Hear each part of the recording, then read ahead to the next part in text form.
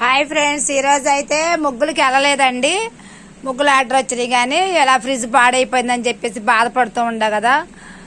మనము కట్టేసి ఆన్ చేస్తే లోనుండ ఐస్ గడ్డలు మొత్తం కరిగిపోయి చక్కగా ఫ్రీ అయిపోయి దాని ఇచ్చరికి అదే బాగు చేసుకుందండి.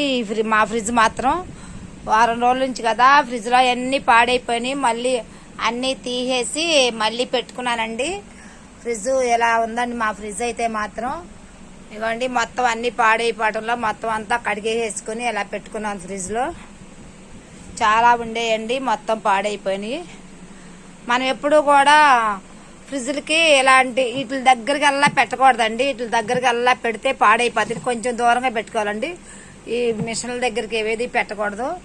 ఇది కూడా కొంచెం దూరంగా పెట్టుకోవాలండి. అలా అయితేనే ఏం అవ్వండి.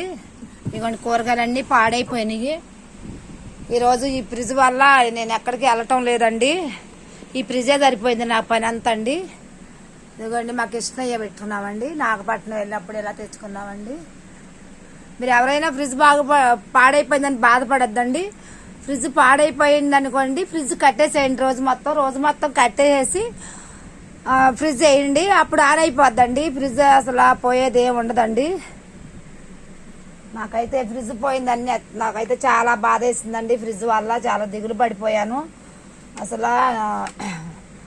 ఇదిగోండి మా ఫ్రిడ్జ్ ఎలా ఉందండి. ఈరోజు మా ఫ్రిడ్జ్ బాగుపడినందుకు మేము చాలా సంతోషపడుతున్నామండి. రూపాయి ఖర్చు లేకుండానే ఫ్రిడ్జ్ బాగుపడిందండి. ఫ్రిడ్జ్ కట్టేసి పెట్టేసినందుకు ₹1 ఖర్చు కూడా అవ్వలేదండి. ఇదిగోండి మాది ఎంత ఫ్రిడ్జ్ అండి. ఎంత ఫ్రిడ్జ్ ఇలా పాడైపోతే ఎంత బాధపడతామండి. కానీ ఫ్రిడ్జ్ పాడైపోయిన ఫ్రిడ్జ్ కట్టేసి వేస్తే దాని ఇచ్చరికి అదే బాగుపడిపోయిందండి. మీ ఇళ్లలో కూడా ఎవరిదైనా ఫ్రిడ్జ్ కూలింగ్ రాపోయింది అనుకోండి, రోజు మొత్తం కట్టేసేయండి. కట్టేసేసి వేస్తే దాని ఇచ్చరికి అదే బాగుపడిపోతుందండి. లోనుండ అన్నీ కరిగిపోయి చక్కగా నీట్గా ఫ్రెష్గా అయిపోయి ఆన్ అయిందండి. అలా నాకు ఫ్రిడ్జ్లు బాగు చేసి అతనే చెప్పాడండి. మేమైతే చాలా సంతోషపడ్డామండి.